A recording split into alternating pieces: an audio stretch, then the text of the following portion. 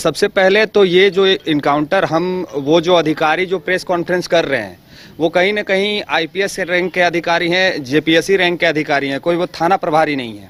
और उनका जब आप स्टेटमेंट को, उनका जो प्रेस कॉन्फ्रेंस है, जब आप उसको बारीकी से समझिएगा तो उन्होंने ही खुद सारा चीज का खुलासा कर दिया है। वो कह रहे हैं कि हमने सूर्य नारायण हांसदा को देवघर से गिरफ्तार किया। ये पूरे झारखंड की जनता को समझने का चीज है। उन्होंने सूर्य नारायण हांसदा को देवघर से गिरफ्तार किया, सपोज दैट 10 तारीख को, और उनका इनकाउंटर 11 तारीख के रात में 1 बजे होता है।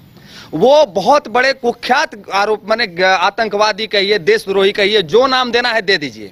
तो फिर इतना बड़ा आतंकवादी को आप थाना से उठा के उनका जहां हथियारों का जखीरा रखा हुआ था वहां ले जाने का क्या तात्पर्य है? और अगर आप ले जाते हैं, जबकि देवघर से ललमटिया का जो दूरी है लगभग 110 किलोमीटर है, तो 110 किलोमीटर आप कोई आतंकवादी को उठा के ले जा रहे हैं और उसका हाथ बांधे हुए हैं, उसका पैर बांधे हुए हैं, उनकी पत्नी जो है वो बता रही है कि वो टाइफाइड से ग्रसित है, उनका बेलोर से इलाज चल रहा है। तो वो व्यक्ति इतना ताकत और शक्तिशाली कैसे हो गया कि वो हथियार भी आपसे छीन लिया, अपना रस्सी को भी खोल लिया और आपका हथियार छीन के आपके ऊपर फायरिंग भी कर दिया और वहां से भागने में सफल भी हो गया। उसके बाद वहां पे सूर्य नारायण हांसदा जो है, उनके जो समक्ष जो उनके मित्र हैं वो वहां आ जाते हैं और पुलिस प्रशासन पे उधर से फायरिंग शुरू हो जाती है। और जब उधर से फायरिंग शुरू हो जाती है तब पुलिस कार्रवाई में गोली चलाती है और उस कार्रवाई में सूर्य नारायण हांसदा को छाती पे गोली लगती है और वो ढेर हो जाते हैं। और इसकी जब पुष्टि वो कब करते हैं? रात्रि में पुष्टि नहीं होती है,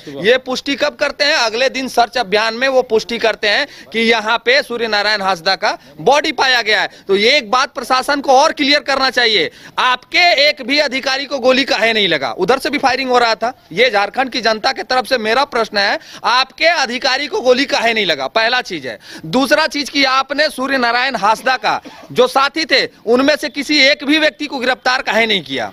एक भी व्यक्ति को और गोली काहे नहीं लगा? और सूर्य नारायण हांसदा का जो बॉडी आया है, जब उनके बॉडी को मीडिया ने कहा कि हमें इस बॉडी को दिखाइए, कैसा है बॉडी, क्या पोस्टमार्टम हुआ, तो जब उनका बॉडी को दिखाया गया तो उनके बॉडी में जला हुआ का निशान था, उनके पैर पे लाठियों से मारा हुआ का निशान था।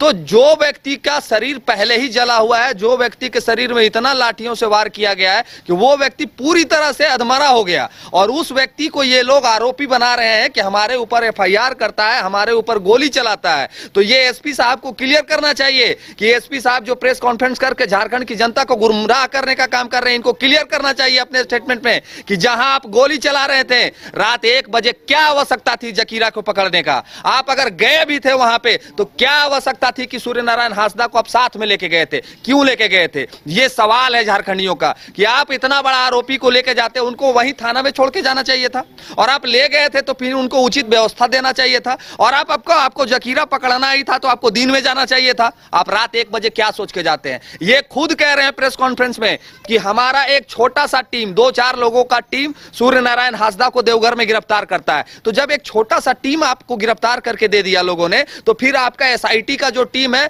इतनी तत्परता की क्या आवश्यकता आन पड़ी कि रात 1 बजे आप भेज दिए? आपको एक घटना, हम पूर्व का एक घटना है, हम आपको याद दिला देना चाहते हैं।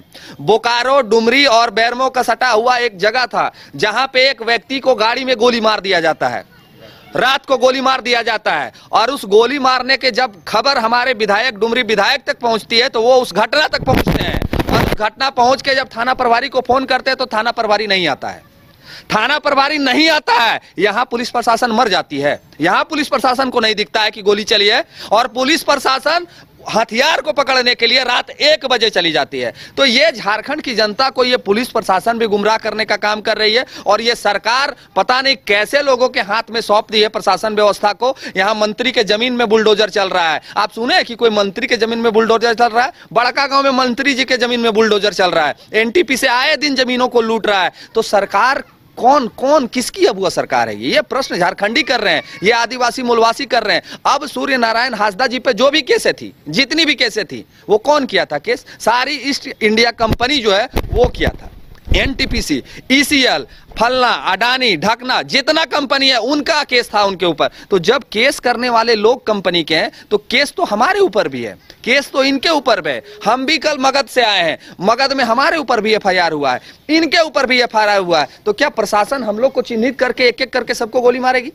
तो हम कहते हैं इस मीडिया के समक्ष और ये पूरे झारखंड की जनता को कहते हैं कि आपको परेशान होने की आवश्यकता नहीं है, आपको विचलित होने की आवश्यकता नहीं है। आप लोग एक लेटर पैड में जारी कर दीजिए आदेश कि जितना आंदोलनकारी बनना है, जितना क्रांतिकारी बनना है, मोराबादी का यहाँ बगल में ग्राउंड है, इस ग्राउंड में सारे लोग उपस्थित हो जाइए।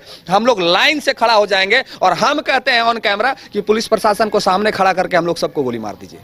ये उग्रवादी नाम देके, आतंकवादी नाम देके मरने से अच्छा है कि आप हम लोग खड़ा हो जाते हैं। जितना आंदोलनकारी है, जो भी है, कहीं ना कहीं तो आंदोलन कर रहा है, आवाज उठा रहा तो वो आंदोलनकारी है, सवाल पूछ रहा तो आंदोलनकारी है, जन समस्या को लेकर किसी भी तरह का प्रश्न कर रहा तो आंदोलनकारी है। तो आप आतंकवादी हमको बना दें, आप हमको देशद्रोही बना दें, उससे अच्छा है कि आप हमको कह दीजिए, हम स्वतः समर्पण कर देते हैं और गोली मार दीजिए।